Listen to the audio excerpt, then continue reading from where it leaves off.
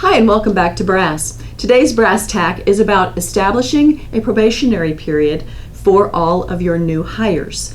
When you get to the point where you need employees, you want to have a system set up for hiring them, for training them, and for firing them if necessary. Procedures you can have before you bring on new employees or any employees, the better.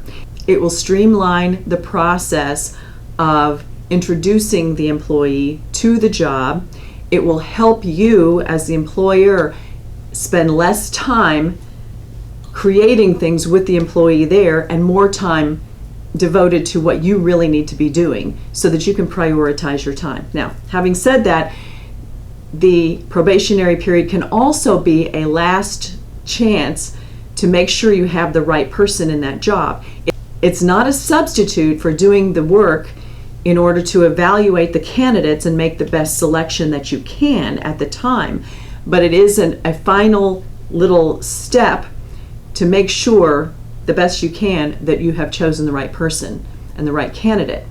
So there are a couple of things that you need to look at in order to determine what your probationary period is going to be. And to be clear, a probationary period is a period of time for this new employee to come on, usually without any benefits, without any paid time off or any personal time. It's a period of time that you need to bring them in and give them their orientation and set them up in their job, and for them to start doing the actual job so that you can evaluate whether or not this person will be a keeper.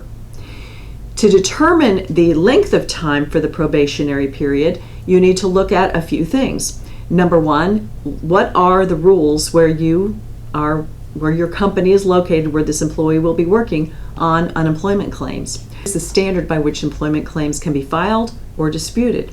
The next thing is, do you have any retirement plans set up that would include the employees? What are the terms of that plan, and what is the waiting time or vesting schedule? When does that kick in? That's something to know. Also, do you have a health insurance plan, either employer paid or employee contributed plan? Those also have a waiting period. What is the waiting period for those plans before the new hire is eligible to participate? Remember, depending upon the number of employees you have, once their employment is terminated, they will either have COBRA, which is for larger employers, or they will have some type of state continuation. In other words, once they are participating on that plan, once they leave, you're still paying for that. In some way, you may be, depending upon your plan. So you need to understand what these different components are so that you can make an overall best decision on what your probationary period would be. Next thing to consider in how you're determining how long this probationary period would be is, what is the length of time that you have for training for new employees? What is that introductory period of time? And what types of tasks will this employee be charged with doing? How soon can they start doing those actual tasks after they start with you? And how long will it take for you to determine whether or not their performance is acceptable or unacceptable? Looking at these few things overall in advance and establishing a set probationary period can really save you a lot of time in training, because remember, especially at the beginning, you're doing the training and you're bringing on these new people, and the time that you take to train them and get them set up in their job is time away from your primary duties. So you want to have that arranged in advance as much as you can.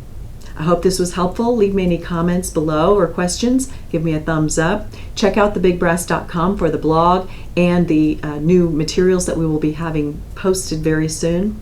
Please subscribe to see the other videos. Thanks for stopping by.